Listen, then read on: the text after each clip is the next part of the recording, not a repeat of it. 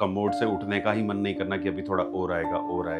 तो क्या ये यूटीआई है और क्या इसको ट्रीटमेंट की जरूरत है? कंटामिनेटेड सैंपल की कुछ खास वैल्यू होती नहीं है, उसके ऊपर हम ट्रीटमेंट नहीं करते। नमस्कार, मैं हूं डॉक्टर भंवर, consultant urologist, Felix hospital.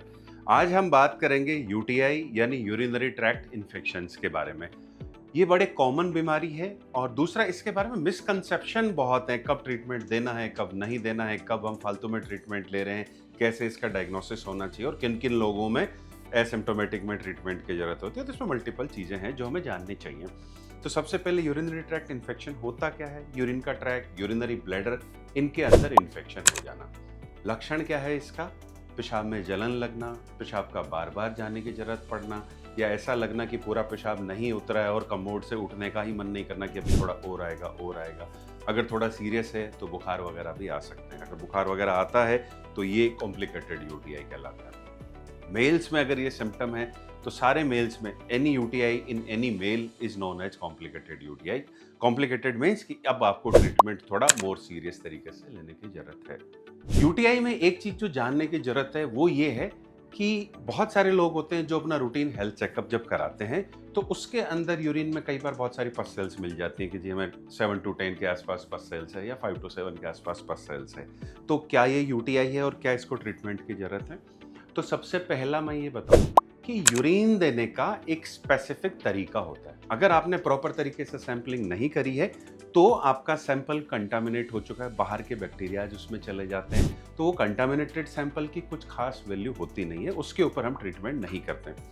UTI का ट्रीटमेंट के लिए सबसे पहले जरूरी है सिम्टम्स के साथ रिपोर्ट्स में पॉजिटिव आना। ये दोनों चीजें जब हैं तो उसको यूटीआई बोला जाता है।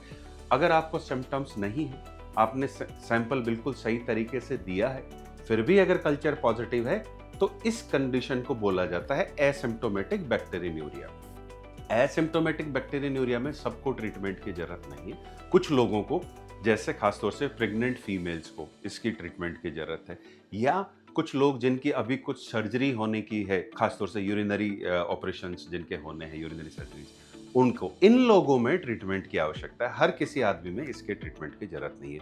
तो अब इसमें जो हम बात कर रहे थे कि सैंपल कैसे दिया जाए, किस सैंपल को हम प्रॉपर सैंपल बोलेंगे, तो इसका पहला सैंपल है कि मेल्स में है तो मेल में जो लिंग के ऊपर की चमड़ी है, जो प्रीप्यूशियल स्किन है, वो पीछे करी जानी चाहिए। उसके बाद में वॉश होना चाहिए। उसके बाद जब यूरिन आता है तो शुरू का थोड़ा यूरिन हमें डिस्कार्ड कर देना होता है, मिड स्ट्रीम लेना होता है। जब यूरिन आना शुरू है वो नहीं लेंगे। 15-20 ml यूरिन जब निकल चुका है उसके बाद कंटेनर में कलेक्ट करेंगे। कंटेनर को भी पकड़ने का एक तरीका है, कंटेनर को हमेशा ऐसे होल्ड करना है इस तरह से, ताकि हमारे हाथ के बैक्टीरिया कंटेनर के अंदर ना चले जाए, हम बाहर से कंटामिनेट ना कर दें। महिलाओं में है तो महिलाओं में सैंपल देने के लिए आपको एक हाथ से वजाइना को ओपन करना है, उसको वाइप से ये क्लीन करना है या वॉश करना है। उसके बाद सेम, जब इनिशियल 15-20 ml यूरिन जब निकल जाए उसके बाद कंटेनर में कलेक्ट करना है।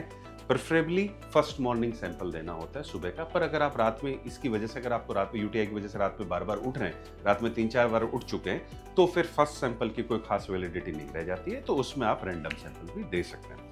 Thank you.